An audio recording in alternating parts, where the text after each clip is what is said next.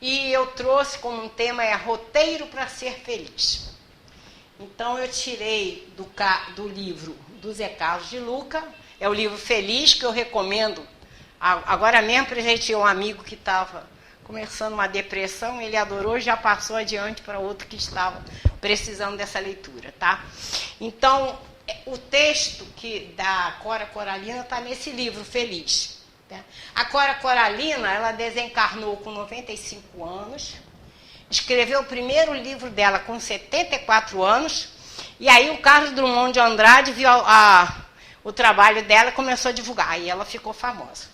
O nome dela era Ana Lins dos Guimarães Peixoto Bretas. E vamos ver, então, o que ela nos disse.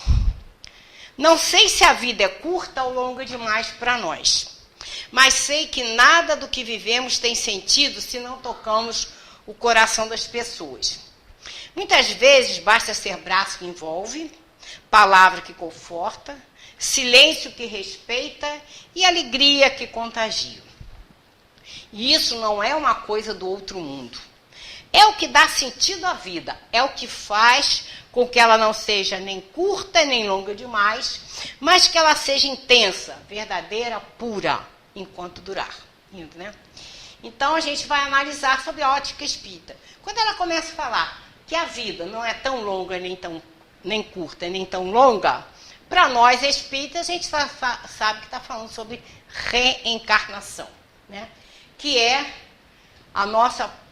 o nosso objetivo, aproveitar a reencarnação. A doutrina espírita mostra para nós que estamos aqui no planeta de provas e expiações por enquanto, para que a gente consiga, né, passo a passo, nos transformarmos. O nosso objetivo é chegar à angelitude, ou plenitude, como diz a Joana de Anjos, que é uma perfeição relativa. As pessoas às vezes falam assim, vamos ser perfeitos. Impossível, ninguém vai ser Deus. Então nós vamos ter uma perfeição relativa. Esse é o nosso objetivo de estarmos reencarnados. A gente aproveitar a oportunidade da reencarnação. O Haroldo Dutra disse que a gente deve ter já mais ou menos 300 reencarnações. E olha o pé que a gente ainda está. Assusta, né? 300 reencarnações ainda estamos engateando, mas nós estamos indo, né? Então a gente tem que lembrar, é isso aí, que a lei do progresso, ela realmente nos empurra para frente.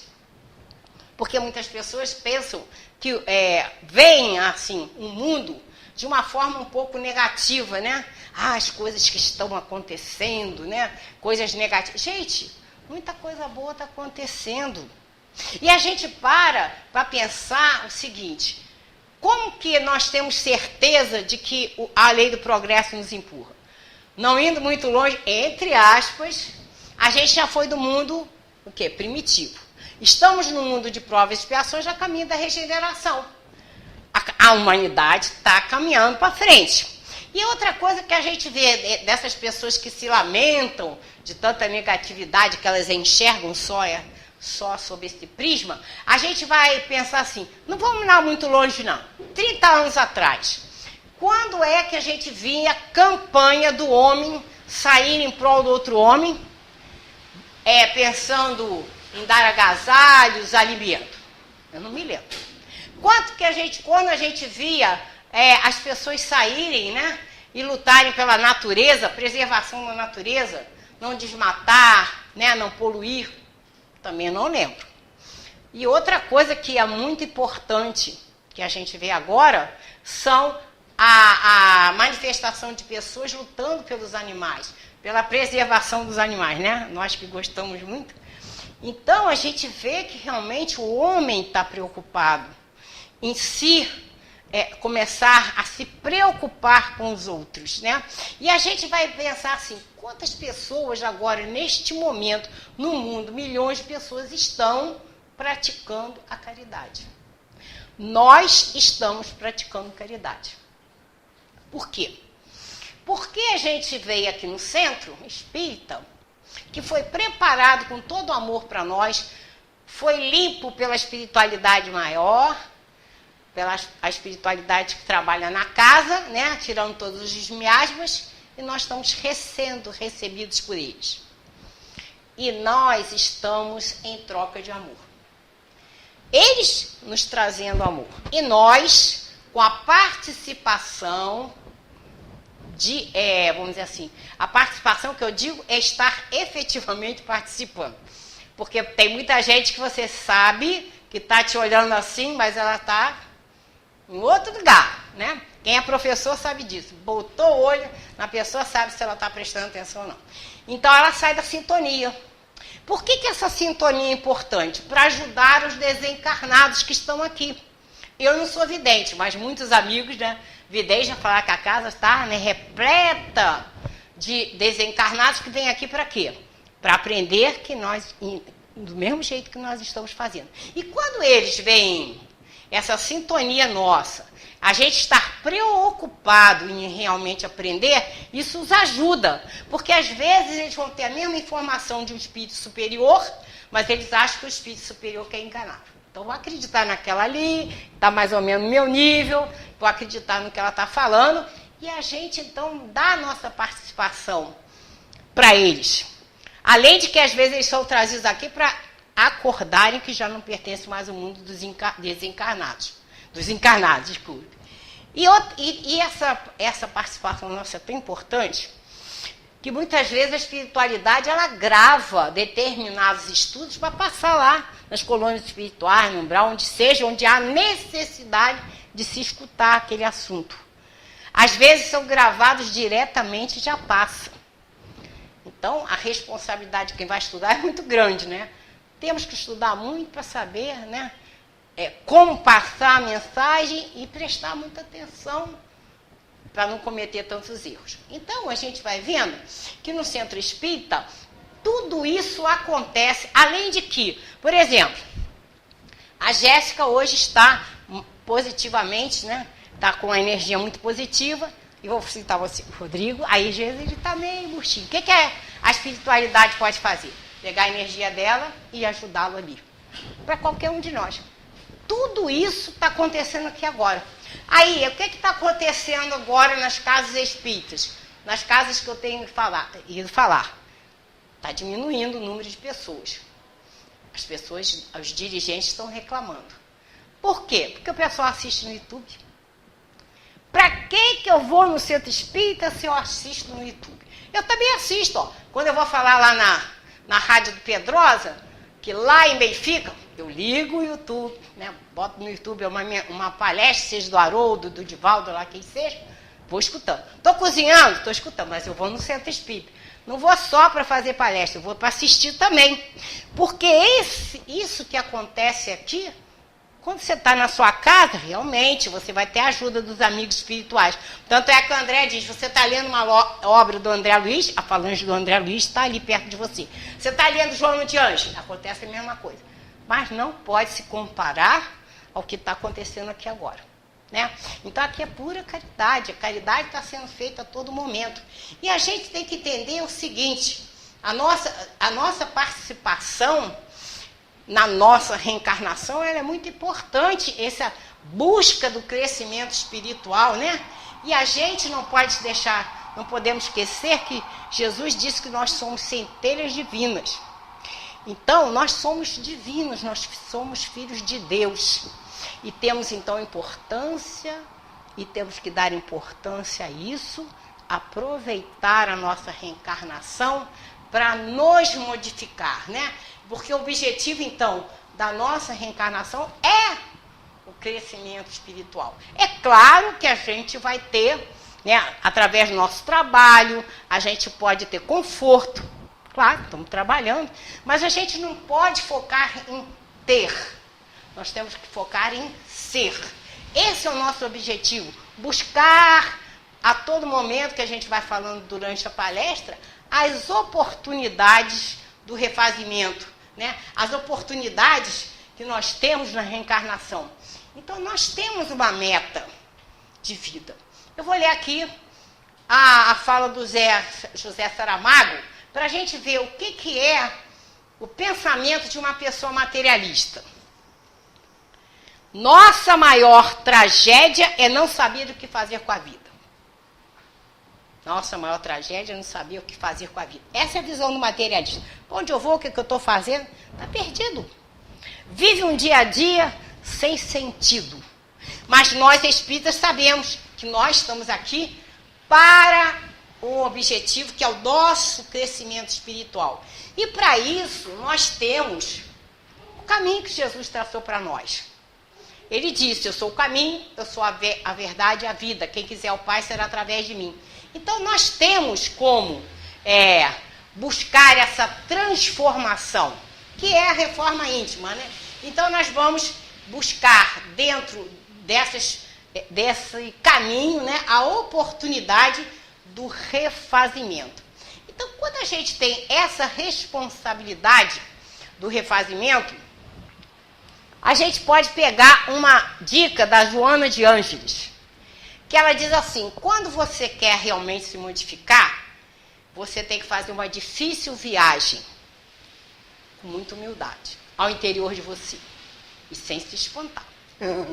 Porque nós vamos detectar o que ainda não somos. Então, como que a gente vai detectar aquilo que ainda não somos se eu não souber o que eu tenho que ser? Se eu não souber o caminho? E eu vou, então, sabendo o caminho, eu faço uma viagem ao interior de mim e descubro. Não sei perdoar. Não sei perdoar, e então o que me acontece? Né? A oportunidade do refazimento. Então, se eu não sei, vou passar a me esforçar a fazer. Porque eu tenho que aproveitar a reencarnação, né? E aí as pessoas falam, mas é difícil a gente se modificar. A gente se modifica assim quando quer. É difícil, é um trabalho de formiguinha, mas a gente sabe, porque outras coisas a gente consegue se transformar. Então, a gente busca no nosso dia a dia essa transformação. Aí a gente pega uma dica com quem? Santo Agostinho. O que Santo Agostinho fazia diariamente? Retrospectiva do dia. Hoje eu fiz isso e isso de bom. Vou repetir. Isso que eu fiz de ruim, vou me modificar. É uma coisa constante nossa, buscar essa transformação. Entender que a gente precisa se modificar. Uma vez eu vi uma palestra da Wanda, deve ter uns 10 anos ali do Bezerra. Ela fez a palestra que me ajudou. No seguinte sentido. A palestra dela falou assim, pedir a Deus, ele disse não. E uma das coisas que ela trabalhou foi a paciência. Ela disse assim, pedir a Deus paciência, ele disse não. Vou te dar tribulações. Ah, tá bom, Zé? Bom. Vou te dar tribulações. Claro, eu estou falando para Deus, não tenho paciência. Então, toma tribulações. Para você aprender. Porque a gente tem que lembrar o seguinte, estamos num planeta de provas e expiações e, graças a Deus, a maioria de nós está na prova. O que quer dizer isso? Você, quando vai reencarnar, tem a ajuda dos amigos espirituais para fazer uma programação. E você pode dar ênfase naquela próxima reencarnação, alguma coisa que você queira de imediato aprender. Quero deixar de ser egoísta. Virão várias situações para você aprender a deixar de ser egoísta. Quando você aprendeu, não precisa mais passar na prova. Voltando a Amanda. Pedi paciência e disse, não, vou te dar tribulações. Então eu falei para ela, ó, na época, né? Eu falei para ela, você me ajudou a me modificar em relação à paciência. Porque muitas vezes eu chegava em casa, vamos dizer, então tenho que procurar o papel, sei que está na gaveta, toca procurar. Mexe uma vez em tudo, nada. Na segunda, daqui a pouco eu já estava, né, naquela. Deus, me dê paciência. Realmente falava. Agora, por sua causa, não vou falar mais não. Quando eu começo a falar, Deus me dê engulo e falo, misericórdia. Porque eu não quero ficar passando pela aprovação da paciência. Isso é um exemplo que eu dei para tudo. Então, se você não aprende, virão as tribulações para você aprender. Isso que nós estamos fazendo. Então, Santo Agostinho deu a dica para a gente conseguir tentar se modificar nessa análise diária. Não consegui isso, mas amanhã eu vou conseguir. O que é bom, eu continuo. Agora, para a gente conseguir isso também, a gente tem que lembrar do esforço que a gente tem que fazer, porque não é fácil, né? E que a gente sabe que, por exemplo, o Emmanuel ele nos deu um conselho. Para a gente conseguir se modificar, a gente tem que procurar ser bom. Se eu for uma pessoa boa, minhas palavras, meus pensamentos e minhas atitudes são boas. Se eu não sou uma pessoa tão boa assim, nem minhas palavras, nem meus pensamentos e ações serão tão boas. Mas eu vou procurar mudar.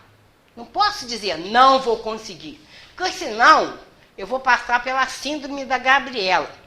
Eu nasci assim, eu sou assim, vou ficar assim, vou morrer assim. Então, a sua reencarnação foi para o espaço, você não vai aproveitar. Né? Então, a gente tem que lembrar, é essa oportunidade que a gente tem. E a gente tem que lembrar também, que para nós, atualmente, é mais fácil saber o caminho. A doutrina espírita está aí trazendo para nós o caminho. Ela mostra para nós que nós somos imortais. Né? Então, a doutrina espírita, ela é o consolador prometido por Jesus. É o que a gente vai analisar agora. Ele disse que aquele momento que ele veio ao planeta, ele não podia falar tudo, que o homem não teria entendimento. Mais tarde, o Consolador traria o seu caminho, mas bem explicado. Então, a doutrina traz para nós. Somos imortais. Gente, como é importante a gente saber isso. Infelizmente, acho que uns 6 meses atrás, eu soube de 2 espíritas, trabalhadores de casa espírita, atuantes, estudavam bastante a doutrina de se suicidar. Olha o comprometimento. Então, nós não estamos isentos de nada. Orar e vigiar o que cabe para nós. Saber o caminho e vigiar. Orar para estar em contato com Deus, com a espiritualidade maior e vigiar. Ninguém está isento de nada. Então, a doutrina espírita mostra para nós que somos imortais. Agora, o que ela na realidade nos consola? Quando ela mostra que a gente está sob a lei da reencarnação. Que há momentos na nossa vida que a gente diz, não entendo o que eu estou passando porque eu não fiz nada para isso acontecer. Se eu sou espírita, primeira coisa, eu não vou fazer a pergunta para Deus, por que estou acontecendo isso comigo? Porque eu não estou mostrando que não tenho fé. Porque Deus é só amor, só me dá a possibilidade de crescer com as dificuldades. Primeira coisa. E segunda coisa, se eu não vejo um motivo, sendo espírita, eu sei que eu talvez esteja resgatando algo de uma outra reencarnação. Aí a resignação é fácil. Estou passando por um processo de aprendizado porque Deus me ama. Não há erro e não há castigo. Então eu vou conseguir ser feliz, sim, naquela tribulação que eu estou passando, porque eu vou ter a oportunidade de me modificar. Eu tenho que ter inteligência, né, de buscar essa mudança. Então, a doutrina mostra para nós a questão sobre a lei da reencarnação. E, além disso, ela traz para nós as ferramentas para a gente conseguir se modificar. Ela mostra a importância do perdão, do amor, da paciência, da indulgência, da compaixão. Não posso ser egoísta, não posso ser orgulhoso. Se a gente parar para pensar um dia ou menos horas na nossa casa, se a gente quiser harmonia, nós vamos usar disso tudo aí. Né? Ninguém vai chegar e impor para o outro a sua opinião, né? No caso, né, é a pessoa egoísta, quero tudo do meu jeito. Orgulhoso, porque ele vai se magoar com alguma coisa que falem. Então eu vou ter paciência. Às vezes a gente tem muita paciência, para que nosso lar, não é o meu caso, mas que eu só vivo Cainá. Aí não é o caso, mas tem lugares que precisa de muita paciência, muita indulgência, muita compaixão.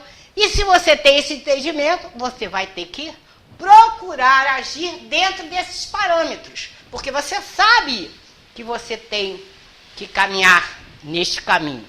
Você vai errar aqui, vai errar ali, claro, somos muito imperfeitos ainda, mas com a noção clara do que temos que fazer, que a doutrina espírita nos dá, a gente tem condições de começar a se modificar, né? Então a gente tem que lembrar que a oportunidade está sendo dada agora, né? Então, na nossa jornada espiritual, a gente muitas vezes esquece do seguinte: que nós realmente somos. E Jesus deixou bem claro que somos dotados de 3 grandes atributos. Sois deuses, está em João. Sois a luz do mundo, está em Mateus. Sois o sal da terra, está em Mateus. Mas muitas vezes a gente não acredita nessa verdade, né? Ou por falta de fé, ou por falta de entendimento, a gente deixa de entender a nossa oportunidade de crescimento espiritual, que na realidade somos, como Jesus disse, somos divinos, somos filhos de Deus, né? No livro ainda, desse livro Feliz, do De Luca, ele fez uma reflexão que achei interessante. A essência de cada ser vivo está o amor em que Deus nos criou. Aliás, Deus é o amor dentro de nós. Nós não reencarnamos para procurar Deus aqui e acolá. Nós reencarnamos para encontrar Deus aqui. Ele está aqui, né? Então, quando amamos e somos amados, nossa essência divina brilha e nos tornamos pessoas melhores. É o De Luca falando. Somos felizes. A vida fica leve, sorrimos mais, desculpamos mais facilmente, somos mais generosos, prestativos, compreensivos, demonstramos boa vontade para com as pessoas. Temos mais vigor físico, entusiasmo, paixão pelas nossas atividades e até ficamos mais bonitos e saudáveis, segundo ele, né?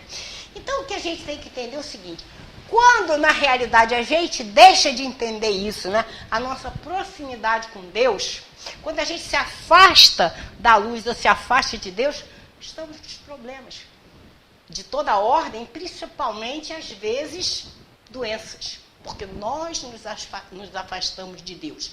Porque a essência da nossa vida é amor.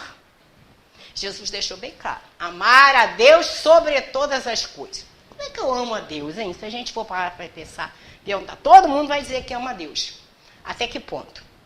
Até que ponto que você tem entendimento de que você vai cobrar de Deus o que está lhe acontecendo, ou que você não vai enxergar que todos que estão à sua volta são seus irmãos? Como é que a gente vai amar a Deus se não ama o próximo? Se não ama aquele que está ao seu lado? João o Evangelista disse: como você vai amar a Deus se você não vê, se você não tem capacidade de amar o irmão que você vê? É isso que nós temos que entender, né? Que nós estamos aqui justamente para amar, nos amar. O dia que o homem tivesse entendimento e realmente se amar de verdade, nós estaremos amando a Deus. Aí tem muitas pessoas que acham, né, que seu irmão é só aquele núcleo familiar. Então se desdobra para aquele núcleo consanguíneo. Mas o núcleo consanguíneo nosso, ele existe para a gente treinar tudo isso que temos que fazer ao próximo, para um dia a gente sair para fora dos muros da nossa casa e fazer com toda a humanidade, que são nossos irmãos. Então, tem gente que fala assim: tem gente morrendo do outro lado do mundo, mas não me interessa porque não é da minha família. É seu irmão. Posso ir lá? Não. Mas eu posso fazer uma coisa preciosa chamada oração. Tiago chamou a atenção para nós. Orai um pelos outros. É o que a gente tem que fazer muito. Orar pelas pessoas que estão à nossa volta, orar pelos inimigos, orar pelas pessoas que estão em dificuldade. A oração chega. Chega, a nossa vibração de amor chega.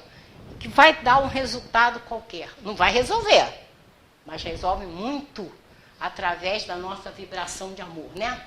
Então a gente lembra, amar ao próximo como a si mesmo. Como a gente vai amar o próximo se não se ama? Então, De Luca, também nesse livro, ele diz assim, ó: amar ao próximo faz bem, né? Mas para a gente amar o próximo, esse amor precisa passar por nós. E ele pergunta: o que é se amar? Ele vai dar umas dicas. Amar a si mesmo é se aceitar sem se acomodar às suas imperfeições. Tem uma recomendação do instrutor Druso, lá do Ação e Reação, onde o André Luiz, através do lápis do Chico, diz: precisamos reconhecer que todos criamos o destino ou renovamos-lo todos os dias. O que é isso? Reforma íntima, que a gente precisa fazer. Outra dica dele é admirar-se sem se achar a melhor pessoa do mundo. É confiar em você mesmo quando você pode falhar. É cuidar de você para estar em condições de cuidar do outro. Isso aqui tem numa palestra aí do Haroldo, ele exemplificou muito bem isso aí. Você está no avião, começa a turbulência, cai aquela máscara. O que você tem que fazer? Primeiro em você, para depois você ajudar o outro. Né? Então, outra dica dele é dar-se um voto de confiança quando o mundo condena. É expulsar da mente pensamentos negativos e também emoções danosas para o coração. Então, a gente entende que realmente para fazer a caridade, ela está a nossa possibilidade de ajudar as pessoas, né? Então, nós vamos, pouco a pouco, né, ajudando as pessoas, porque esse é o nosso objetivo. Amar, né? Então, como você vai fazer essa caridade? O Emmanuel disse muito certo. É para a gente fazer a caridade, é para ser feita aqui, agora, hoje, sempre, incondicionalmente. Eu não posso julgar que aquela pessoa que está à minha frente, eu vou ajudar ou não. Ah, não merece. Quem sou eu para julgar? E tem uma coisa também que o Manuel uma vez falou, às vezes você vê uma pessoa estranha e aí você não ajuda. Aí desencarna os dois. Quando chega lá na espiritualidade, você vê, ih, foi meu pai, deixei eu de ter a oportunidade de ajudar, né? A gente tem que sempre ajudar desinteressadamente. Então, só para a gente ver um exemplo de uma coisa que aconteceu comigo há pouco tempo. Tá com uma amiga no carro, agora no sinal, né, tem uma opção de pessoas pedindo. O rapaz bateu no meu carro, na minha janela. Eu dei um trocadinho para ele. Minha amiga fez assim. Ih, você tá dando a esmola para esse aí? Olha lá. Tênis novo e blusa nova. Eu falei, o que eu vou falar? Quer dizer, eu falei para ela, olha, eu não sei se há 5 minutos atrás o tênis dele estava rasgado, a roupa também, ele ganhou agora. E taxar as pessoas de vagabundo na crise que a gente está passando também não cabe, porque às vezes a pessoa está procurando emprego. Eu faço assim, se meu coração pedir, eu dou. Senão, eu também não vou omitir nenhum comentário. Então, para a gente, falando sobre as oportunidades da caridade, nesse livro aqui, ó, do Zé Carlos de Lucas, ele traz para nós a colocação da Maria Dolores, que diz assim, ó. Depois da morte que vemos, quando a luz se nos revela, quanta sombra e bagatela guardamos no coração. Quantos lamentos inúteis complicam-nos a vida. Quanta palavra perdida, quanto tempo gasto em vão. Maria Dolores. Então ela está chamando atenção, assim, perda de tempo de fazer o bem. Perda de tempo de se transformar. Nós precisamos aproveitar a nossa reencarnação. Então, o que a gente vai fazer também, além de estar assim, propício a ir ao encontro do outro? Nos vigiar. O que a gente lê? O que a gente fala? Né? O que a gente vê na televisão? Tem um amigo, que eu não posso falar o nome, uma vez estava na casa dele, porque eu não vejo televisão há séculos, minha televisão é só para visita. E novela, muito menos. Mas eu estava na casa dele, e aquela novela que deve ter 1 ano e pouco, né? Estava em moda, e eu vi uma cena lá, o tal do coronel estava sendo mandado pelo genro. E aí eu falei, ué, não era aquele coronel aí que era o manda-chuva? Como é que ele está sendo mandado pelo genro? Aí um espírita virou e falou assim, se Deus quiser, o coronel vai matá-lo. Eu falei, o quê? Repete, ai, mas eu gozei muita cara dele. Repete que eu não estou escutando o que o espírita falou. Aí, tá vendo? O senhor fica vendo essas coisas aí, o senhor vai no embalo. Então você vê uma coisa negativa, porque, por exemplo, tá vendo no cinema. Aí o cara é um mocinho, aquele galã. Mas ele é do mal, mas você está torcendo porque ele é o galã. Você vai entrar na sintonia. Então, o que a gente vai falar? Falar dos outros? Isso tem um peso muito grande, maledicência, fofoca. Vai ler no Evangelho para ver o peso que a espiritualidade dá para isso. Então, a gente tem que aproveitar a oportunidade justamente para que a gente se modifique. Ir ao encontro do outro, fazer aquilo que você pode fazer de bom. E o que você vai também fazer em relação a você, se policiar. para aproveitar a reencarnação, né? Então, todo o tempo que a gente possa fazer, vamos ao encontro do outro, mas ao mesmo tempo nos transformando, porque a gente perdeu tempo com discussão, com ódio, com intriga. A gente não vai levar nada disso, nós vamos ter que realmente nos transformar. E lembrar, né, que tem muita gente aí que está só, diz que tem um vazio existencial e não sai do seu casulo. Ele se sente solitário. Então, o que ele pode fazer? Vai no encontro do outro, que ele deixa de ser solitário para ser solidário, né? Ajudar as pessoas. Então, a gente tem que entender o seguinte, muitas pessoas não são tocadas pelo amor porque elas também não tocam. Elas vivem olhando para o seu umbigo e esquece das pessoas que estão à nossa volta. E Jesus deixou muito claro, a maior felicidade em dar do que receber. E Francisco de Assis disse, é dando que se recebe. Então tem uma colocação da Joana que mostra para nós a nossa atitude como deve ser. Ó. Quem se dedica a enxugar as lágrimas do próximo não tem tempo para chorar. Isso é uma grande lição para nós, né? Então, nós temos que buscar realmente o outro. Na leitura aqui foi... O que o Renato leu? Os amigos levaram o cego. E Jesus, né, falou, chamou a atenção dessa importância da fé dos amigos. Então, nós vamos falar agora justamente dessa essa oportunidade que a gente tem no convívio com as pessoas, porque somos seres gregários. A Joana de Anjos deixou claro, somos seres gregários. E nós temos certeza disso. Porque se eu pegar uma criança aqui, não der água e não der alimento, ela perece, ela não sobrevive. Agora, se a gente às vezes pega um cachorrinho, ele se desgruda da mãe e sobrevive pelo instinto. O homem necessita do outro. Nós nos precisamos, né?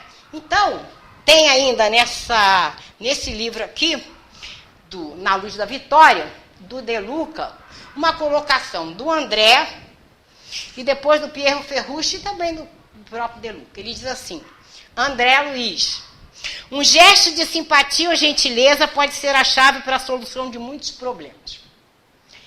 E o Pierro Ferrucci, que é um filósofo italiano, disse o seguinte, em matéria de convivência, estamos em pleno processo de esfriamento global.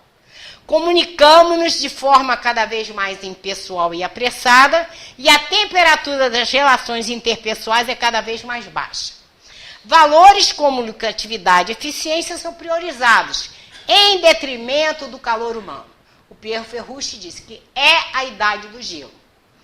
E o De Luca fala o seguinte, a impressão que se tem é de que estamos nos tornando cada vez mais frios, indiferentes, competitivos, ríspidos, intolerantes e cegos para o outro.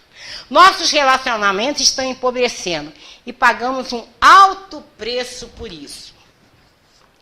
Pesquisas diversas apontam que cultivar relacionamentos saudáveis e duradouros é um fator importante para a saúde física e mental e um bom aliado da longevidade.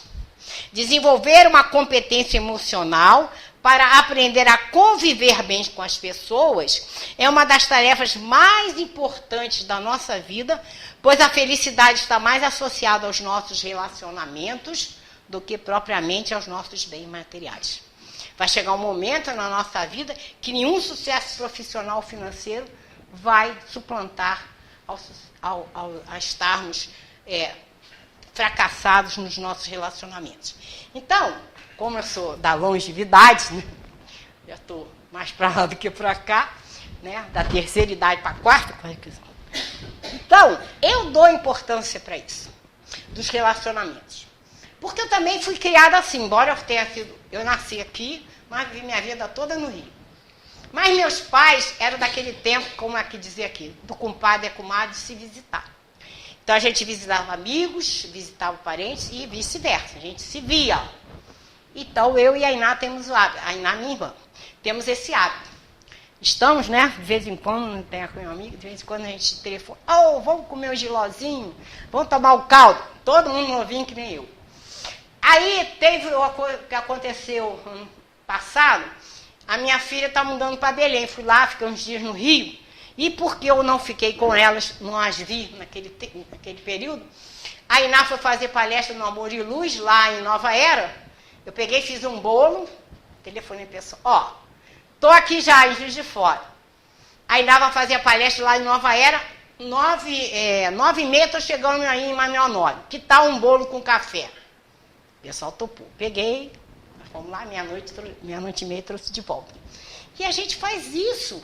A gente, por exemplo, ano passado, tinha uma amiga que separou do marido. Você conversar por telefone é uma coisa, mas olho no olho é outra. Então a Iná estava de férias, fomos lá, 2h30 para almoçar com ela, 1 hora. E voltamos.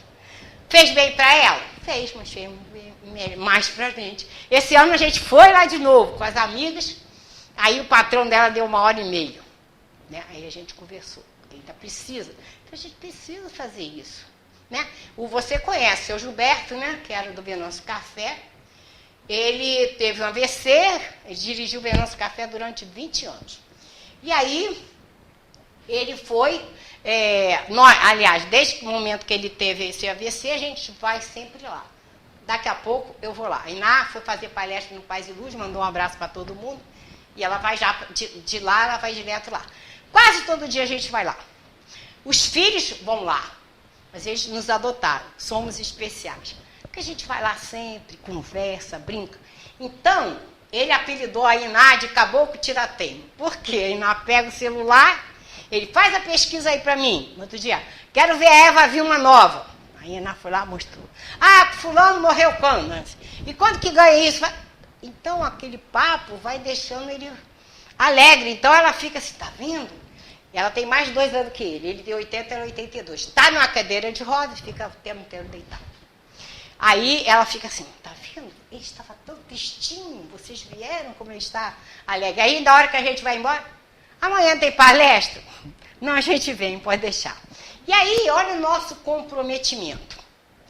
A minha vizinha do lado, sabendo que eu vou no seu Gilberto sempre, ela começou, né, a falar que estava muito triste final de semana, porque os filhos moram longe. Aí, vez ou outra, eles vêm. Então, ela não tem a empregada, fica sem com quem conversar. Aí, eu falei, eu vou ter que fazer, tem que abrir um espaço aí, porque eu tenho que fazer, porque senão você se torna hipócrita. Você está vendo que tem a necessidade ali, a pessoa te pediu, e você não vai fazer? Eu já fui lá, na semana passada, amanhã eu vou... Não, sábado, só vou sábado e domingo. Agora, o que é interessante? Vocês não me conheceriam lá. Eu entro lá, não fico muda, né? Eu falo uma palavrinha aqui ou outra. E eu fico rindo de mim, falei, nossa, estou conseguindo ficar calada, que eu falo muito. E aí eu dou uma partezinha, outra aqui, e saí de lá feliz. Eu escrevi um livro, aí ela assim, eu estou agora com problema de vista. Você podia vir todas as vezes e ler um continho para mim? Eu falei, não, pode deixar, que eu não vou deixar de vir aqui. E vou, só se ela chegar, hoje não dá. Mas sábado ou domingo eu me comprometi a fazer isso. Então, nós temos que lembrar, né, que nós temos que participar das vidas das pessoas. E não é nada difícil. A gente já vai comentar isso aqui à frente, né? Então, a gente tem que lembrar que Jesus disse, amai-vos uns aos outros.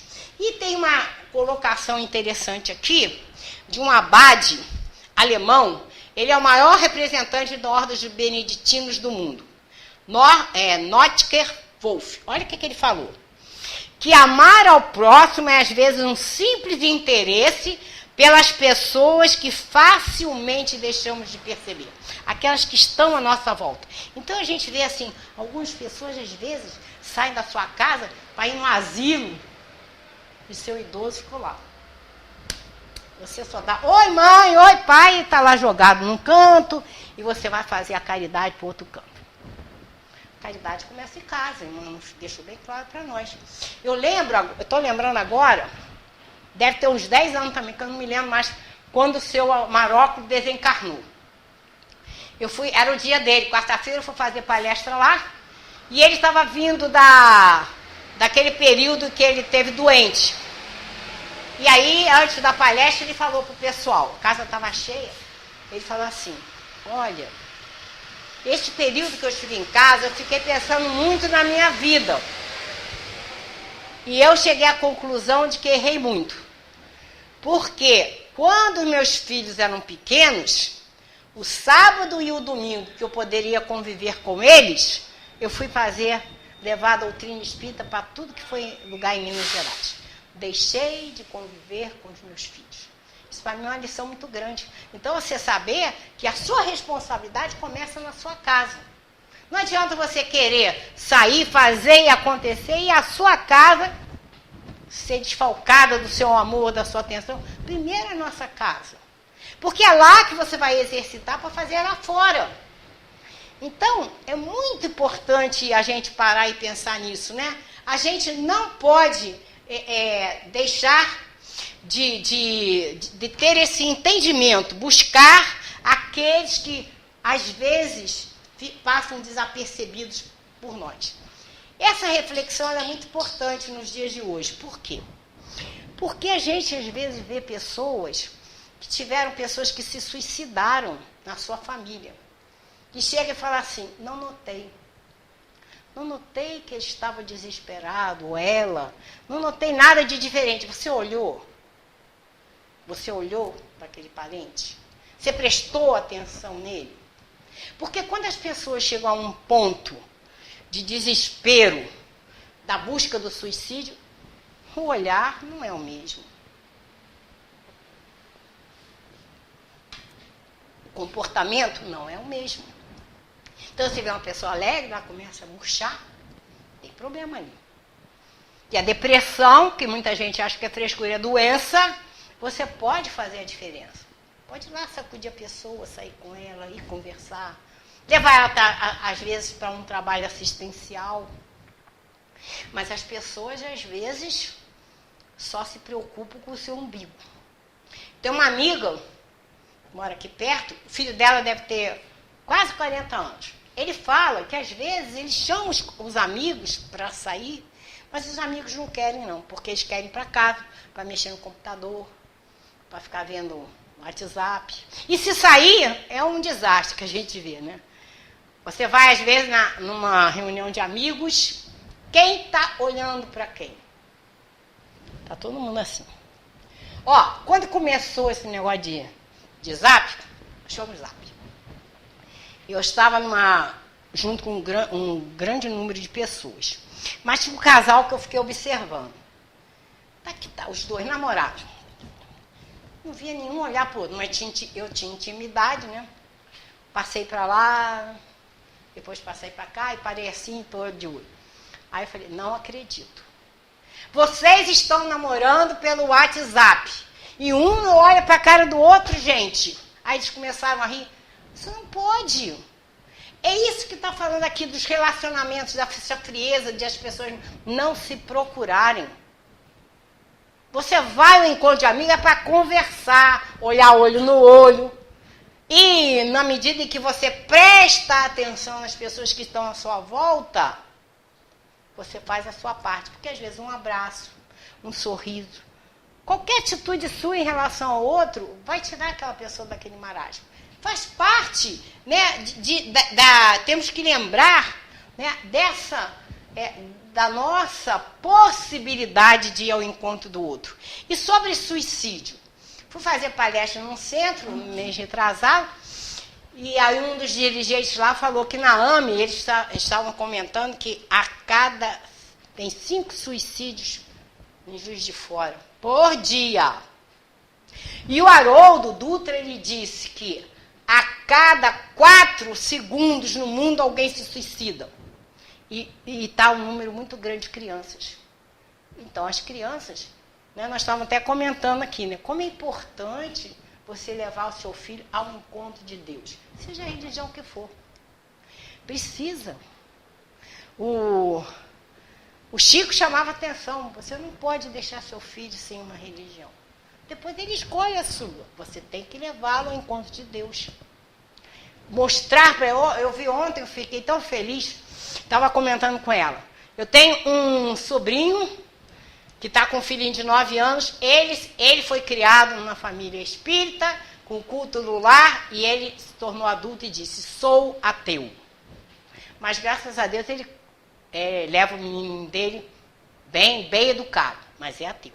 O outro, que é da Marinha, a garotinha de menos de 3 anos, rezando o Pai Nosso. Então a gente precisa levar nossos filhos ao encontro de Deus, precisamos disso. Então, o Haroldo, ele falou numa palestra lá que ele ficou muito preocupado, saber, curioso, né? Para saber por que a Joana de Ângeles fez aquele tratado psicológico e foi encontrar respostas nas obras póstumas. Porque lá nas obras póstumas, porque a gente, antes de falar o que está nas obras póstumas, a gente imaginava que na transição iam acontecer tsunamis, vulcões. E lá o Kardec, na obras póstumas, fala suicídio e loucura. E suicídio de muitas crianças. Já está lá nas obras póstumas. Então ele entendeu o que a Joana veio preparando para nós. E é interessante, sabe o que é? A espiritualidade, ela tem preocupação com a gente. Livrinhos como esse foram escritos na década de 70 e 80, sabe por quê? Porque o homem, nessa agitação que a gente está, se corre, não ia ter paciência para ler um livrão. Eles escreveram livrinhos. A gente pega, como ele viu, ó, não levou nem um minutinho, ele leu uma mensagem grandiosa aqui, com muito ensinamento. Aí a pessoa vai, tem paciência de ler. A preocupação da espiritualidade, a gente nunca está só. Né? Então é isso que a gente tem que entender, da nossa participação. Né? E a gente tem que entender que nós precisamos ter atitudes de simpatia, delicadeza, doçura, gentileza, afabilidade, brandura e perdão com as pessoas. Francisco de Assis deixou claro que a delicadeza é irmã da caridade, pois ela apaga o ódio e incentiva o amor. A delicadeza é irmã da caridade, pois ela apaga o ódio e incentiva o amor. Tá na moda, né? Gentileza gera gentileza. Eu conheci o Gentileza lá no Rio, quando eu ia à praia aos domingos, que ia passar por ali na Praça 15, estava lá o Gentileza. É importante a gente ver, as pessoas às vezes são estranhas. A gente não deve julgar ninguém, mas é um fato que eu vou contar. Eu morava no Rio, quando eu mudei para cá, para um prédio, eu entrava no elevador, sempre dei bom dia, tinha uma pessoa que fazia assim, ó, já olhava para o teto, aí ele encostava assim, e outras pessoas faziam assim. Aí a gente repara, vê, tem gente que faz isso, mora no mesmo prédio, olha para o teto para não dar bom dia, né? Tem muita gente assim. Então, aconteceu comigo uma coisa muito interessante, há muitos anos atrás. Eu entrei num ônibus, como de costume, a qualquer lugar que eu vou, eu cumprimento as pessoas, né? Aí eu cumprimentei o trocador.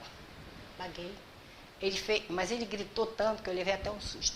Meu Deus do céu! Trabalho há 20 anos, fiz maior teatro. Nessa empresa nunca ninguém me deu um bom dia. Aí todo mundo olhando para mim. Aí ele assim, Deus te abençoe, a senhora vai ser abençoada. Nunca deram um bom dia para ele. As pessoas não se olham, não se cumprimentam. Gente, a gente tem que olhar para os nossos lados. Não é para tomar conta da pessoa. Ela fala, ih, tá roupa nova, a roupa tá assim. Não é isso. Olhar para os sentimentos da pessoa. Vê o que eu posso fazer. Tá triste? Um abraço, um sorriso, faz a cosquinha, faz qualquer coisa. Sacode aquela pessoa. Você pode fazer. Né? Então, tem uma historinha que eu escutei, mas essa história eu já conhecia. É de um homem que ele era dono de um frigorífico. Estava todo mundo lá dentro do frigorífico, saiu todo mundo, bateu na porta. Aí ele falou, tô morto. Sexta-feira de noite, quem vai me abrir aqui, né? E aí ele já foi, como diz o outro, encomendando a alma ali. Aí dali a 10 minutos abriram a porta. Ele quase que desmaiou. Era o zelador. Como é que você sabe que eu estava aqui? Ah, doutor, é simples. O senhor chega aqui, me dá bom dia, conversa comigo. Quando o senhor vai embora, o senhor me dá boa noite, conversa comigo. Todo mundo foi embora. Deu 10 minutos, o senhor não apareceu, está complicado. Vou buscar ele. Gentileza gera gentileza. E a gente tem que lembrar o seguinte, que naquela parábola do mordomo infiel, Jesus falou uma coisa muito importante para nós. Granjeai amigos. Como que é isso? Né? Vou pegar a Madalena. A Madalena às vezes está com problema sério para resolver. Eu desinteressadamente vou ajudá-la. Pode ser até problema de vidas passadas. Está com problema, já vou ajudá-la. O que acontece comigo? Também estou resgatando, porque o amor cobre uma multidão de pecados. E é assim que funciona. Então, o André Luiz disse que, na medida em que eu vou ao encontro dela, os amigos espirituais dela, é como se eles falassem assim, toma nota do nome da Isa Rita, porque a hora que ela precisar, nós vamos ajudá-la por gratidão. E ele disse, isto não é uma promessa, é lei. É assim que funciona. Então, a gente tem que lembrar, não é para a gente também só fazer para receber a troca. Nós temos que lembrar de uma coisa que é muito importante, que a gente às vezes esquece, agradecer. Gratidão. Eu estava uns meses, 3 meses, 4 meses atrás, eu pensei, nem falei com a Iná, falei, vou fazer uma palestra sobre gratidão. Aí comecei a olhar, coisa e tal. Aí um amigo me manda uma página médica de um cardiologista, esqueci o nome, vocês desculpem. Ele faz parte de um grupo de 851 cardiologistas brasileiros, ligados a cardiologistas mundiais, estão fazendo um estudo sobre a importância da gratidão para a cura, ou para a melhora, pelo menos, porque da fé eles já sabem, né? Eu falei, gente, eu estou com vontade de fazer. Não falei com ninguém, ele me manda do nada isso aí. Aí, nisso que eu estou olhando no Face, eu vi um padre, Christian Shankar, ele é muito interessante, novinho ele. Gratidão. Falei, vou escutar, pode ser, né? Que eu possa aproveitar alguma coisa. Aí, olha só, ele contou uma história. Ele contou que um padre tinha um papagaio. E o papagaio sabia orar. Se chegasse para ele e falasse, Ave Maria, o papagaio, cheio de graça, Senhor convosco. Pai Nosso, ele rezava. Aí, ficou famoso o papagaio. Mas o vizinho teve que se mudar. E aí, ele tinha vários animaizinhos de estimação, mas conseguiu desfazer deles. Mas tinha maritaca. Ele falou, para que eu vou dar essa maritaca? Vou pedir para o padre. Aí pediu para o padre aceitou, falou, o nome dela é Graça. Aí o padre contou que assim que a Graça entrou, o papagaio só namorava a Graça. Beijinho na Graça, ficava olhando para a Graça. Nisso veio um bispo, conheceu o papagaio. Foi até lá, o padre falou, Ave Maria, o papagaio nada, só beijava a Graça. Pai Nosso, mesma coisa. Aí o padre, sinto muito. Mas depois que ele ganhou a graça, nunca mais orou. Que a gente nunca faça isso, né? Já saibamos agradecer tudo. Que o ruim é para nosso aprendizado. O que é bom também é bom para nós, né? E a gente tem que lembrar que a gente não sabe o dia, né? Que as cortinas fecharão para nós. Então, nós temos que ir ao encontro dessa oportunidade de crescimento espiritual. Então, não esqueçamos de orar e vigiar. Lembrar que fé sem obras ela é morta. Nós precisamos, no exercício da fé, olhar pelos outros. O exercício é do amor, né? Então, para a gente terminando, vou voltar às sábias palavras da Cora Coralina. Basta ser braço que envolve, palavra que conforta, silêncio que respeita e alegria que contagia. Isso não é uma coisa do outro mundo. É o que dá sentido à vida. Faz com que ela não seja nem curta, nem longa demais, mas que seja intensa, verdadeira, pura enquanto durar.